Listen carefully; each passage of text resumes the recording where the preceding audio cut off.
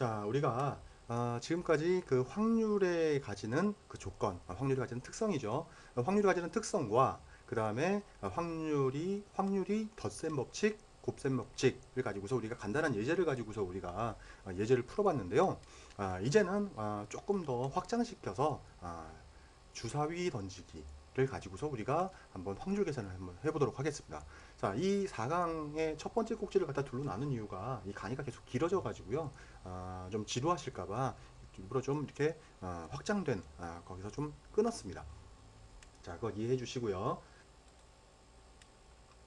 자, 예제는 다음과 같습니다. 주사위를 두 번 던집니다. 두 번 던져서 나오는 결과의 합이 10 이상이 될 확률. 자, 10 이상이 되는 겁니다. 자, 1, 2, 3, 4, 5, 6, 6개의 숫자를 가진 주사위를 갖다 두 번 던지면 10 이상이 나오는 경우는 자, 요렇게 총 6가지가 나옵니다. 4, 6, 6, 4, 5, 5, 5, 6, 6, 5, 6, 6 이렇게 나오게 되네요. 앞에 3개는 10이고 여기 2개는 11, 12가 되네요.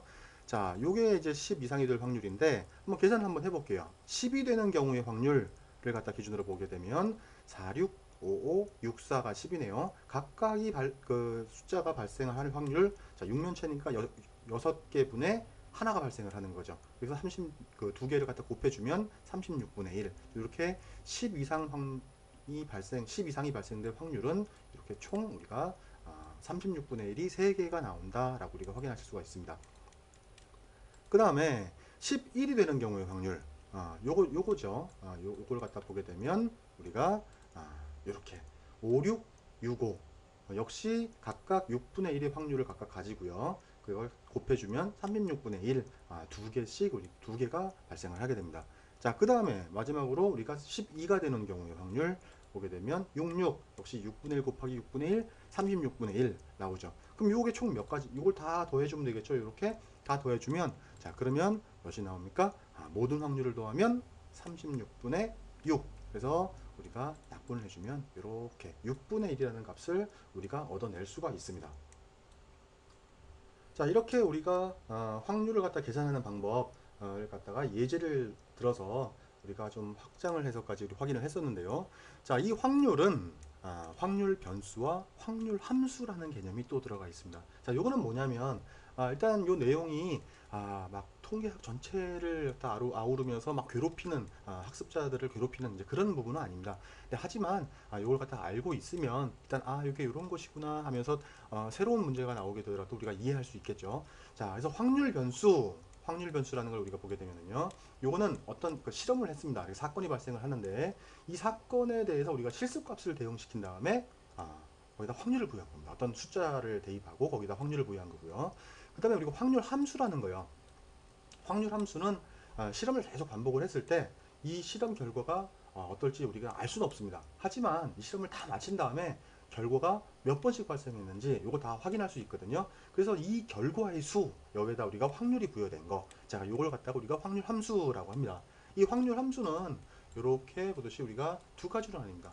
이산 확률 변수와 그 다음에 연속 확률 변수 이렇게 나뉘어지는데 일단은 이렇게 개념상으로 이렇게 우리가 보게 되면은 좀 어렵죠. 어렵기 때문에 우리가 그림으로 우리가 확인을 한번 해보도록 하겠습니다.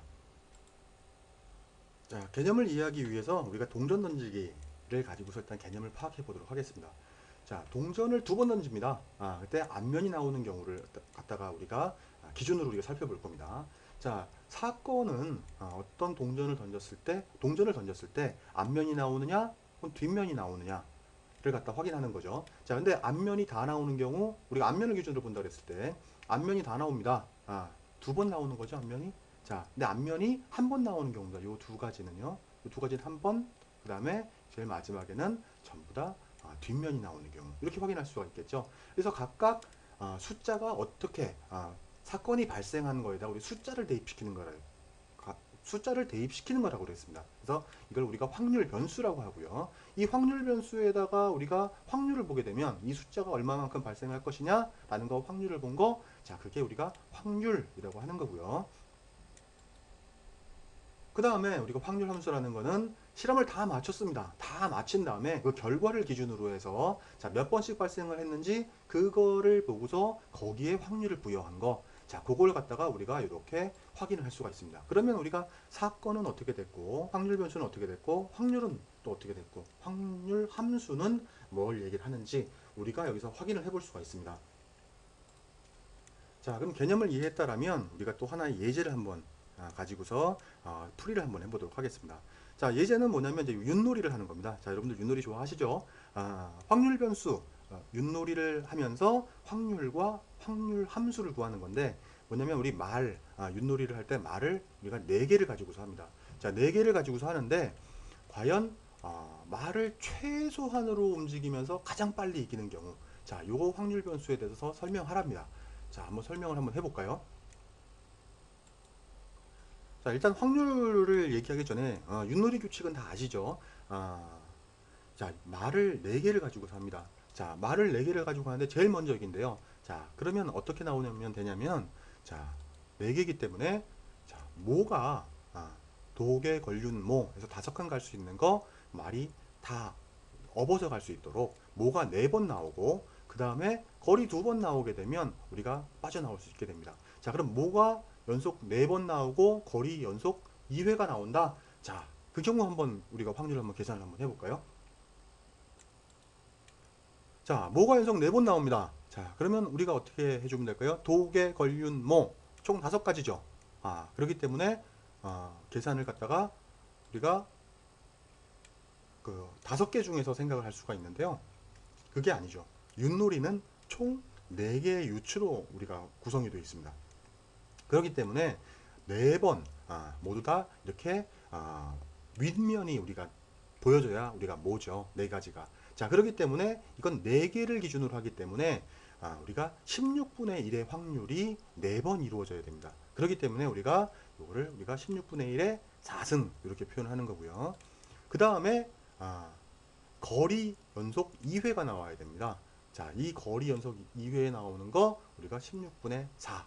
자, 그래서 우리가 에 대한 2승. 자, 이렇게 우리가 구해지는 거죠. 자, 4개의 유치 앞면 뒷면 나오는 거 역시 2분의 1이잖아요. 그렇기 때문에 이 4개가 4개로 2분의 1이 4개로 구성되어 있기 때문에 자, 이걸 여러분들이 이해하셔야 됩니다. 혹시라도 이게 잘 안 되시면 그 책 교재 96페이지에 설명을 해놨으니까 그걸 한번 확인해 주시기 바랍니다. 자, 그 다음에 이걸 기준으로 해가지고 우리가 그림으로 한번 확인해 보겠습니다. 자, 그림으로 보면, 자, 사건, 나온 다음에 걸 나오면 됩니다. 이게 사건이죠. 자, 4번 나왔죠. 그 다음에 걸 2번 나왔습니다. 이걸 우리가 확률 변수라고 하는 거고요. 그 다음에 이걸 갖다 우리 확률로 나타내면 우리가 계산했듯이 이렇게 16분의 1의 4승, 그 다음에 4분의 1의 자승, 제곱이 되는 거죠. 자, 그 다음에 이걸 확률 함수로 표현을 하게 되면, 자, 이렇게 발생을 하는 결과를 기준으로 해서 계산을 직접 해보면, 자, 이런 결과를 우리가 확인하실 수가 있습니다. 자, 이렇게 우리 윷놀이까지 해서 우리가 확인을 했는데요. 조금은 복잡하게 느껴지실 수도 있고, 윷놀이 같은 경우에는 좀 특이해서 잘 이해가 안 되시는 부분들도 있을 것 같습니다. 그런데 한번 요 잘 생각을 한번 해보세요. 윷이 어떻게 구성이 됐고, 유치 앞면 뒷면이 어떻게 나오는지, 자, 요거 갖다 잘 한번 생각을 해보시면 여러분들이 빨리 이해하실 수 있을 겁니다. 자, 역시 여러분들 그 이해가 잘 안 되시는 부분들은 저한테 이렇게 메일을 주셔도 좋고요. 이렇게 댓글을 남겨주셔도 좋습니다. 그러면은 4강의 첫 번째 장은 자, 이렇게 마치도록 하겠습니다. 감사합니다.